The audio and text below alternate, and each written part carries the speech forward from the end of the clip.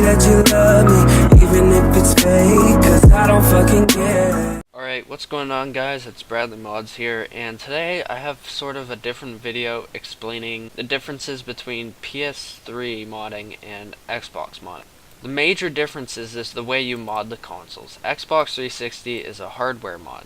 For an RGH or JTAG, you actually need to open the console and solder in a glitch chip, know that it's a hardware mod, so you actually have to mod the actual console. But on PS3, it's just a software mod. So basically what that means is you don't have to open the console, you can just do it via a title update or system update. I recommend watching Southside Modders How to Jailbreak 4.82 OFW PS3 to any custom firmware video, because it basically explains how you have to do it. The second thing I want to go over is CID life versus KV life. So a CID is a console ID for the PlayStation 3, and a KV is the key vault for an Xbox 360. So the major differences is CIDs tend to last longer. I've had a jailbroken PS3 I had one for 2 years, and then I had one for, I'd say 5 months. The one I had for 2 years was like 3 years ago, I think. So really, I've never had a console ID get banned. If you have, you're clearly not doing something right. There's so many ways you can prevent CIDs from getting banned, and I've personally never banned one. Key vaults, on the other side, things tend to not last as long, just because on Xbox they have way better detection if you are modding or if you have a modded console or not. On PS3 you can spoof it so it makes your console look like an OFW. On Xbox you really can't, but you can. I'll get in that with this. So other thing about CIDs is they usually tend to cost more, usually about $20, but for a key vault they're usually only like $5. These are both websites I would trust. I know people that have used them and they said there's nothing wrong with it. Console IDs are usually $20, key vaults are usually $5.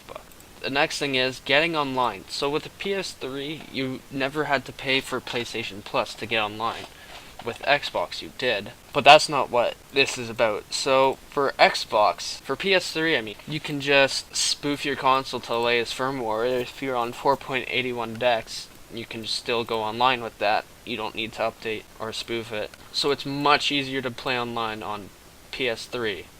But with Xbox, you need a stealth server, or else the second you try signing in online you'll get banned. So stealth services, there are free ones, but I would not recommend them because they're typically not as good. Two I do recommend is Xbox Live Ninja or XB Online. So Ninja is the original Xbox Live stealth service, which it is $60 a month or $85 a month. This is with a GTA 5 menu, this is without. Don't always trust what they say, but I do believe this is true. They are, in my opinion, the best stealth service because they know what they're doing. But the thing about stealth servers is they tend to usually come with mod menus on the stealth server. It says right here, the best cheats for all these COD. I wouldn't say they're the best, but they're definitely a lot better than any free mod you could get. They're all non-host aimbot mods mostly. XP Online comes with 7 or 8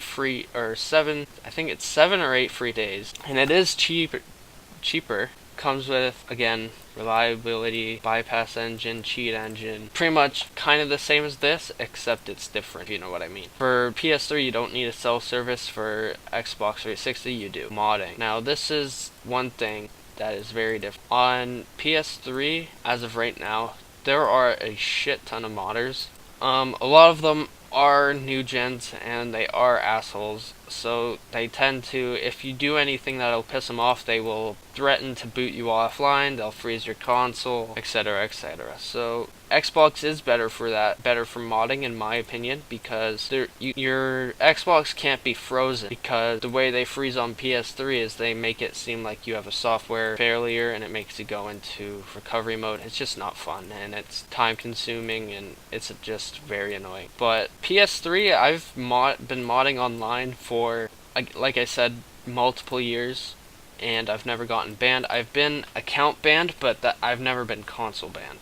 I got account banned on GTA 5 back when it was actually first came out, I'd say. But on Xbox, modding is still something that could get you banned. I haven't been banned yet, but you still could be banned a lot easier than you could be on PS3. On PS3, I feel like Sony has stepped down and stopped really caring about it because you can pretty much get away with anything, but on Xbox you can't, since you can play some Xbox 360 games on Xbox One. They still do care about Xbox Live for the 360 because the Xbox One is basically just emulating a 360 whenever you play an Xbox 360 game on it. Another thing I'd like to point out too is when you jailbreak your PS3, there's not much you can really do to your XMB. Of course I got my custom XMB I've done, but other than that you can't really change what your XMB is. On Xbox 360, there's all kinds of different dashboards you could get, like Aurora Dash, etc, etc. There are emulators for each console, so that really doesn't mean anything. If you were gonna ask me, I don't have a console and I want to get into modding, what do you recommend? Honestly, I recommend Xbox 360. One, because there's a lot more players on it, because Xbox 360 games can be played on Xbox One. So there's a lot more players on Black Ops 2, games like that. On PS3, it's pretty much dead at this point.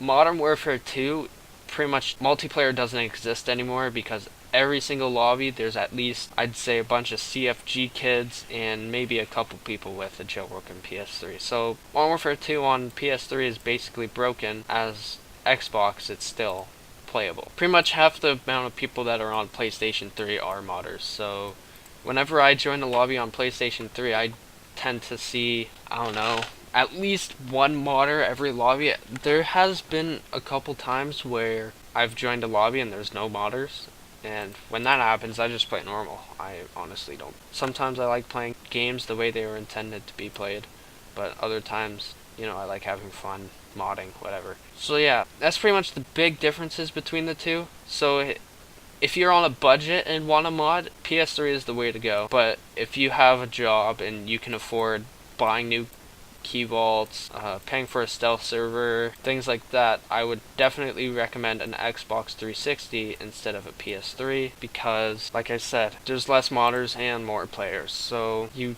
won't get into lobbies with modders as much as you will PS3, but it still can happen. Oh, another thing I forgot to mention is for certain games you don't have to pay for gold because there is gold spoofing on some stealth servers, but on other games like Modern Warfare 3 they pretty much prevent stealth spoofers because you can get online, you just won't be able to find a lobby. So yeah, that's basically the differences between modding Xbox 360 and modding PS3. So if you guys enjoyed this video, please like.